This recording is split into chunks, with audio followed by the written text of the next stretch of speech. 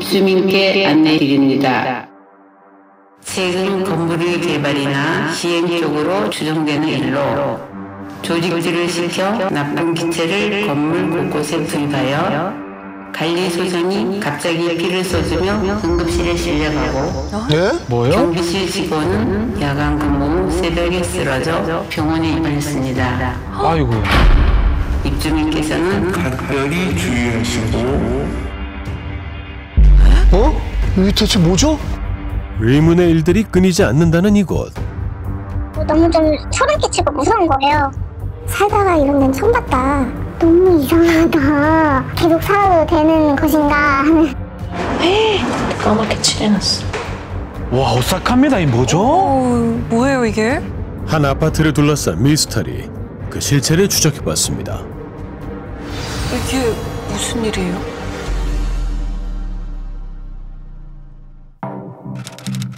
서울 강남 한복판에 있는 아파트에서 기괴한 일이 벌어지고 있다는 제보. 이곳에서 만난 제보자는 곧바로 건물 곳곳을 보여주기 시작했습니다. 제보자가 가리키는 곳마다 온통 테이프 칠이 되어 있었는데요.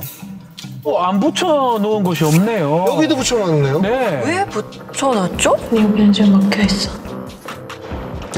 온갖 걸 다 막아놨어요, 지금. 불과 얼마 전까지는 화재 감지기와 소방전도 테이프와 비닐로 아이고. 덮여 있었다고 합니다. 아, 저거 안 되는 거 아닌가? 저 위험하잖아요. 큰일 나요, 잘못되면. 그게 언제부터 그렇게 되어 있었던 건지 아세요, 혹시?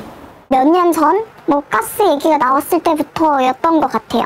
가스요? 가스요? 언제부턴가 알 수 없는 가스가 퍼지기 시작했다는 이 아파트. 가스가 유입되지 않도록 건물 곳곳에 틈새를 막아뒀다는데요. 이야. 입주민 안내문에도 공지된 가스 사건. 이런 의혹을 제기한 사람은 다름 아닌 아파트 관리소장이었습니다. 예? 야. 그 아저씨들이 갑자기 근무하는데 아침에 죽은 것처럼 누워있어서 깨지를 못했어요. 그래서 병원으로 입원했고 아주머니는 일하다가 갑자기 나쁜 공기 마시고 막 쓰러져서 병원에 실려오고 지금 그런 상태예요.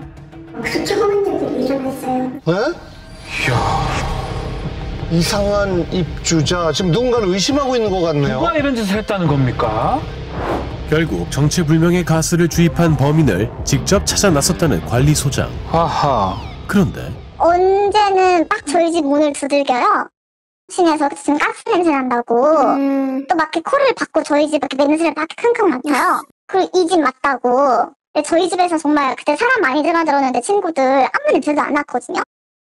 저희가 6개월에 한 번씩 정기적인 점검을 또 하잖아요. 그렇죠. 가스 냄새가 난다고 하셨었는데 제가 돌아다닐 때는 가스 냄새를 맡아본 적이 없거든요. 네, 소장의 신고를 받고 출동한 경찰과 소방관도요 그냥 돌아갔다고 합니다. 가스 냄새가 안 난다는 거죠? 그러네요. 문제의 가스 냄새를 맡은 사람은 관리소장뿐. 그가 말한 인명피해는 정말 있었을까요? 그러게요. 나도 뭐 한번 쓰러졌어요. 아, 여기서 일하시다가 쓰러지셨어요? 그 가스 때문에? 모르겠어요. 그 가스 때문에 그런지 모르겠어요. 아, 꼭 그런 건 아니고 그냥 근무하시다가 그냥 쓰러지신 거예요? 몸이 안 좋으셨구나. 공기가 더 안 좋아요. 주변에 그 환경이 그 담배도 피우고. 오래된 오피스텔이다 보니까 좀 하수구 냄새가 좀 났어요. 그냥 소장님이 하수구 냄새로 오해하고 계신 거 아닐까요? 아하. 뭔가 이상하고 기묘한 가스 사건. 미스테리한데요? 그런데 이 아파트에서 또 한 가지 이상한 일이 벌어졌습니다. 지금도 보면은 이게 안에 남아있어요. 이게 면봉으로 아세톤 해가지고 계속 지워봤는데 완전히 다 지워지지는 않더라고요. 현관문 외시경이 누군가에 의해 검게 칠해져 있었다는 겁니다. 아니 저게 왜? 심지어 같은 층의 모든 호수에 전부 칠해져 있었는데요. 오, 참. 아, 다 까맣게 칠해놨다고요? 오늘 보니까 까만 거예요. 이야. 그래서 뭐지 하면서 제가 긁어냈는데 한 5분 뒤에 또 까맣게 칠해져 있는 거예요. 신기하네요. 제가 경찰에 신고를 했어요. 네. 누가 이걸 칠해놨다. 무섭다. 진짜 무섭네요. 딱 소장님이 갑자기 나와서 그거 제가 그랬다고 제가 칠했다고 걱정 말라고. 범인은 바로 관리소장이었습니다. 이상하잖아요. 대체 왜 그랬는지 이유가 궁금한데요. 서로 안 보고 좋지 않냐고 그렇게 얘기를 하셨거든요. 아니, 밖에선 안 보일 텐데요. 원래 안 보이죠. 근데 밖에서는 어차피 안을 못 보는데 그게 무슨 상관이냐. 그러니까요. 서로 보지 않는다는 게 대체 무슨 얘기냐라고 얘기를 했는데 그거는 이제 차단이 됐어요. 네? 다 차단을 하셨어요? 네? 차단까지요? 관리소장의 미스터리한 행동은 이뿐만이 아니었습니다. 우리가 지금 도청을 당하고 있어서 전화 통화를 할 수 없다면서 공중전화로 연락을 주시고 이렇게 조직이 있다고 생각하시고 조직에서 자꾸 자기 괴롭히려고 오피스텔에 사람을 넣는다고 생각해요. 진심으로. 세입자를 그 조직 사람이라고 항상 모든 사람을 의심해요. 야, 이게 들어오는 뭔가요? 사람마다 괴롭히고 당황스러웠어요. 하나도 없이 당황스러워. 카드도 당황스러워. 관리실에 몰래 안에 들어와 별에다가 시신을 다 뒤졌어요. 그랬더니 그 시간 그 관리가 말자만 싹 삭제가 되는 거예요. 여기서 삭제하는 것도 아니에요. 아하. 그 이선을 타면서 그걸 삭제를 싹 해요. 그게 가능한가요? 이게 누군가 자신을 음해한다는 관리소장의 의심은 계속됐고 그럴수록 입주민들의 불안감도 커졌습니다. 저거는 관리소장의 차인데요. 저렇게 차 앞도 다 막아둔 상태입니다. 그러니까요. 이상하네요. 그러던 어느 날 아파트에 위급한 상황이 벌어졌습니다. 소방벨이 새벽 5시인가 울렸어요. 비상계단을 열고 이제 내려갔어요. 내려갔는데 한 3층쯤인가 뭐 이렇게 플라스틱 그 스티로폴 판넬 같은 걸 막아놓은 거예요. 제가 너무 놀래가지고 당시 비상계단은 관리소장에 의해 막혀 있었습니다. 아이고. 나 드디어 여기서 타서나봐. 온 힘을 다해서 그 스티로폴을 발로 차고 막 이렇게 헤치고 새벽 얼마나 5시인가? 당황하셨을까요? 그 깜깜한데 불도 안 켜지고 해가지고 다행히 화재 경보기의 오작동이었지만 실제였다면 큰일이 날 뻔한 상황. 큰 사고가 납니다. 그럼요. 잘못하면. 이 관리소라는 것이 입주민들의 편의를 도모하는 그런 서비스 단체여야 되는데 여기는 입주민의 불편을 도모하는 이게 왜 있는 거지 싶은. 입주민들의 편의뿐 아니라 안전도 신경 써야 하는 아파트 관리소장. 그럼요. 정말 중요한 역할이잖아요. 이대로 정말 괜찮은 걸까요? 지금은 이 기능을 수행하는 데는 조금 어렵지 않을까라는 생각들이 들고요. 피해망상의 일종으로 볼 수 있는데 보고 듣고 하는 이런 지각에 있어가지고 잘못된 것들을 오인지하는 이런 환청, 환시 같은 증상들이 있을 수 있고요. 지금의 상태로 따지면은 오히려 관리소장의 역할을 하는 게 병적인 증상을 더 악화시킬 수도 있고 옆에 분들과 갈등의 소지가 될 수도 있어서. 아하. 하지만 한나 씨가 실화탐사대에 제보한 이유는 또 있었습니다. 또요? 베란다도 있고 교통도 좀 편하고 그래서 보자마자 사실 계약을 했어요. 좋은 위치와 편리한 교통 그리고 주변 시세 대비 저렴한 전세 가격까지 여러모로 조건이 좋았습니다. 하지만 저희가 관리비가 이상할 정도로 많이 나온다고 생각을 했는데 세대수가 적다 보니까 많이 나올 수 있는 건 알고 있거든요. 그래서 그런가 보다. 근데 자세한 내역이 나오지 않아가지고 어떻게 사용되는지를 몰랐는데 지난 3월 이사 후 처음으로 공지된 관리비 부과 내역서를 본 한나 씨는 깜짝 놀랐습니다. 인건비라고 되어 있고 거기에 관리소장, 관리일, 관리인이, 미화원 이렇게 4명이 있었고 그분들의 뭐 상여 이런 것까지 돼서 거의 1,000만 원 정도가 인건비로 나가고 있었어요. 그런데 문제는 한나 씨와 입주민들이 목격한 관리 인력은 관리소장과 경비원 단 2명뿐이라는 겁니다. 어떻게 된 거예요? 왜 저래요? 관리원 2와 미화원은 본 사람이 아무도 없는 거네요? 그쵸. 제가 살면서도 못 봤고 몇 년 전엔 있었다고는 하는데 그게 언제부터 안 계셨는지 정확하게 모르겠어요. 한나 씨는 이에 대해 관리소장에게 직접 물었습니다. 일하시는 분이 소장, 관리인, 관리인이, 미화원 이렇게 나오잖아요. 지금 다 잃어버리고 있어요. 여기서 이상한 일이 벌어져갖고 그 사람들이 몸을 다 못 써요. 지금 그리고 내가 추가로 그분들 대신해서 청소까지 다 하고 그럼 그분들의 급여를 소장님이 받으시는 거 아니에요? 도로 입금을 하죠. 통장 큰일 나죠. 내가 월급 250만 원이구나. 도로 입금을 하죠. 270만 원 정도 나와 있는데요. 내가 경비 저걸 분리수거 같은 거 다 하고 미화일도 다 하고 하면 다시 재입금을 하는 거예요. 그거를. 누구한테 뭘 재입금을 해요? 그럼 저희한테 안 받으셔야 되는 거 아니에요? 그거는 이제 사람 채워줘야 되고 그게 이제 또 그렇게 딱 규정이 들어있기 때문에 그걸 다시 입금해서 유지가 되는 거예요. 이후 게시된 안내문에서도 경비원 급여를 통장에 따로 모아놨다고 주장했는데요. 다른 다른 입주민분이 물어봤을 때는 두 분의 인건비를 수선비로 모아두고 있다. 그래서 그럼 그 수선비 내역을 보여달라, 혹은 통장 내역을 보여달라 해도 보여주지는 않고 확인할 방법이 없죠. 관리비에 대한 입주민들의 문의가 이어지자 지난 6월 관리소장은 새로운 관리비 내역서를 게시했습니다. 의문의 관리원 이와 미화원은 사라진 상태. 인건비 관련 비용도 250여만 원 감소했는데요. 그러네요. 야, 그러네요. 하지만 청소비, 관리실 임차료 등이 크게 늘어 전체 관리비에는 큰 차이가 없었습니다. 관리소장은 인근 부동산에서도 다 아는 인물이었습니다. 몇 년 전부터 이상한 말씀을 하셨죠. 누가 나한테 가스를 보냈다는. 그분은 그럼 언제부터 어떻게 관리소장이 되신 건지. 건물 지어지면서 이전까지 한 분이 있는 걸로 알고 있으니까. 아마 준공 때부터 한 걸로 알고 있어요. 처음부터요? 네. 근데 어떻게 처음부터 관리소장? 그거는 뭐 모르지만 아마 시공사 쪽부터 해가지고 지인이 아니었을까 하는 추측이죠. 2003년 입주 시점부터 20년 이상 관리소장직을 맡아왔다는 이 씨. 오랫동안 했는데요. 보통의 경우 아파트 소유주들이 관리단을 구성하고 그 대표인 관리인을 선출합니다. 이후 회의를 거쳐 업무를 위탁할 관리소장을 선임하는 것이 일반적인데요. 그렇다면 이 관리소장을 선임한 관리단 대표는 누구일까? 예전에 한번 여쭤봤어요. 입주 대표님 계시냐? 근데 계신데요. 좀 여쭤보고 싶은 부분들이 있는데 좀 알려달라고 했더니 뭐하러 물어보냐고, 알려줄 수 없다고, 그 사람 개인정보라고 그런 식으로 말씀을 하셨어요. 입주민 대표분이 있으시면 소장님한테 강력하게 얘기를 하겠죠. 저희의 뜻을 모아서. 근데 그분이 계신다고 하지만 저희는 본 적이 없네. 약간 유니콘 같은 존재고. 보통 이제 그 관리소장을 뽑으려면 그 회의가 있잖아요. 그런 것도 없었어요. 저도 이 집 주인인데. 네네. 그런 게 없어요. 하지만 다달이 입주자 대표회의 업무 추진비도 관리비에 포함되어 있었습니다. 45만 원이 되네요. 대표가 있긴 한 걸까요? 관리인 누군지 말씀하세요. 얘기할 필요 없어요. 왜 없어요? 관리인이 나한테 누구예요? 관리소장이 소장님이고요. 관리인이 누구냐고요? 관리인이 어디가 있어요? 입주민 대표가 관리인이에요. 10명 이상일 때, 10세대 이상 구분 소유자일 때 관리인 있어야 돼요. 똑똑해요. 내가 소장님이랑 얘기하려고. 나는 하기 싫어.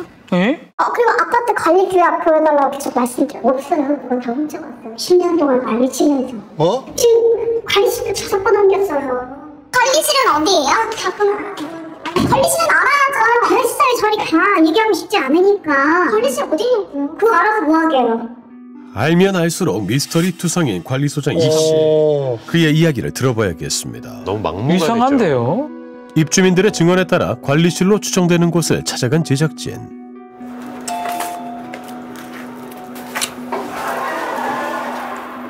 선생님 안녕하세요. 관리소장님 되세요? 저희 그 MBC에서 나가는. 아니 황급히 자리를 피하는 관리소장. 아니 뭔가 억울하신. 아이고. 어떻게 막. 그 세입자분들이 엄청 불만을 가지고 계신다고 하던데. 사람하고 얘기하세요. 왜 밀치세요? 그 관리비 내역. 저희가 그 관리비 내역서를 참고 자료로 받았는데 거기에 약간 의아한 부분들이 있어서 그거 좀 여쭤보려고. 지금 가세요? 지금? 아니 가세요? 어디로 가요? 어디로? 나는 지금 알아보고 싶지 않다니까. 관리비 4명분 받고 계셨던 거에 대해서는 해명을 해주셔야 되는 거 아니에요? 있다고요? 설명 안 해주세요. 저도 안 할 거예요. 말하기 싫어요. 그러면 관리비를 착복하신 거잖아요.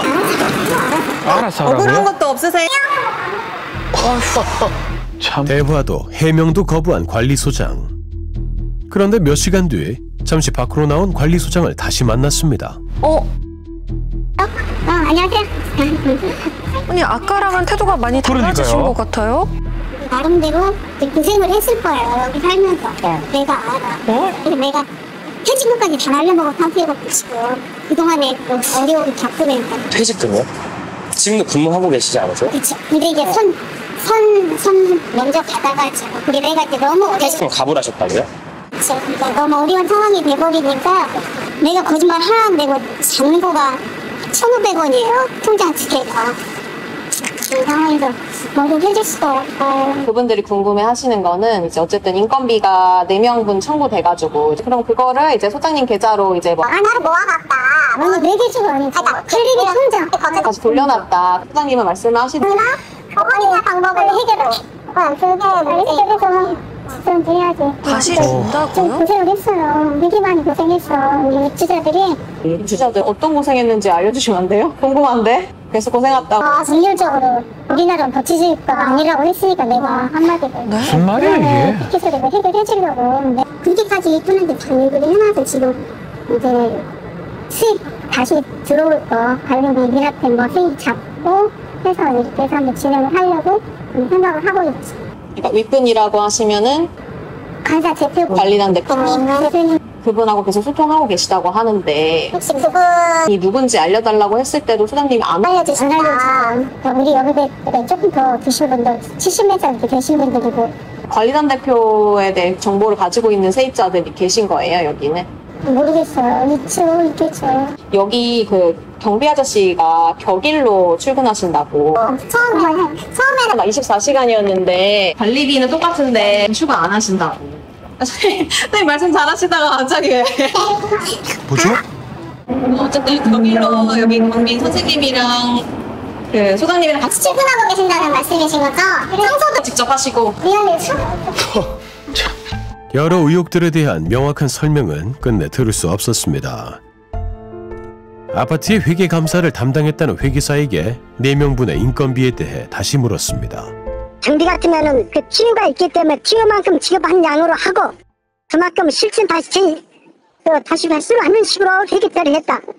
그러면은 여기서 지급되지 않는 2명분의 임금은 그 관리비 원래 계좌로 다시 들어갔다는 말씀. 그렇죠. 근데 이제 세입자분들은 2명분의 임금을 더 내고 있으니까 내는 것처럼 보인다 그 말이죠.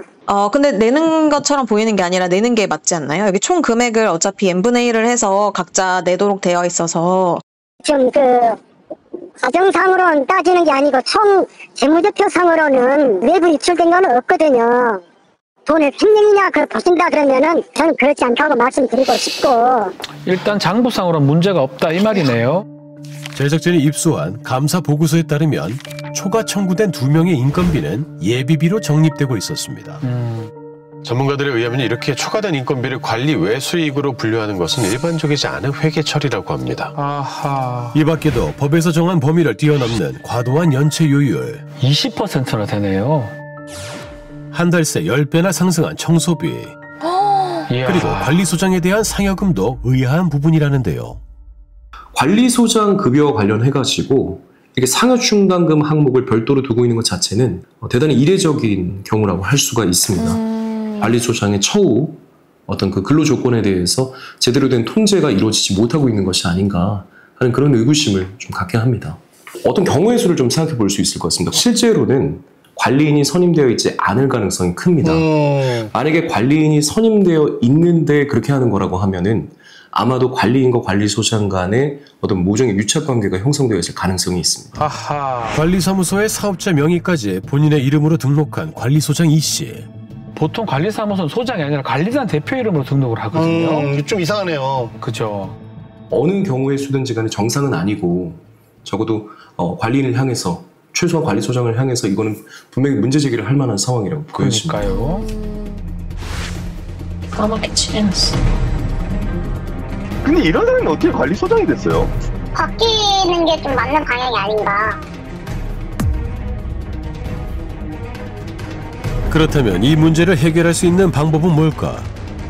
결국에는 이제 구분 소유자의 협조 없이는 좀 근본적으로 어려운 게 있습니다. 대표기구를 구성해야 되니까 원칙적 형태는 일시 장소를 정해서 집회를 열어야 되는데 오피스텔 같은 경우는 소유자가 실제로 거주하는 비율이 낮고 대부분 이제 세를 주고 있는 상황이기 때문에 사실은 큰 관심을 갖지 않은 경우들이 대부분입니다. 그 과정이 순탄치만은 않을 것 같습니다. 집회가 소집된다 해도 문제는 남아 있습니다. 지금 현재 소장님을 해임하고 관리인단을 꾸리고 하는 그런 절차를 진행하기 위해서는 일단 소유주 과반수의 동의가 있어야 하는데 연락이 안 닿는 경우도 많고 등기부등본을 떼서 봤을 때 그 소장님이 소유하고 있는 호실이랑 그 소장님 가족분 명의로 추정되는 그 호실들이 되게 많았어요. 관리소장이 얼마나 많은 세대를 보유 중인지 확인하기 위해 총 110세대의 등기부 등본을 일일이 확인해 봤는데요. 그 결과 관리소장 명의가 총 4채, 그의 자녀와 친인척이 소유한 것으로 추정되는 집까지 총 11채 이상인 것으로 파악됐습니다. 소유주 구성이 이렇게 되면 관리소장 교체가 쉽진 않겠어요? 그런데 눈에 띄는 이름 하나가 있었습니다. 바로 관리소장의 회계 업무를 돕고 있는 것으로 파악된 모 회계사무소의 조 씨. 조 씨도 이곳 소유주 중에 하나였습니다. 제작진이 연락을 시도했지만 조 씨는 끝내 취재에 응하지 않았습니다. 현재 40명이 넘는 입주자들이 투명한 정보 공개와 관리소장의 교체를 원하는 상황. 이 많은 입주민들은 그들이 놓인 사각지대에서 벗어날 수 있을까요?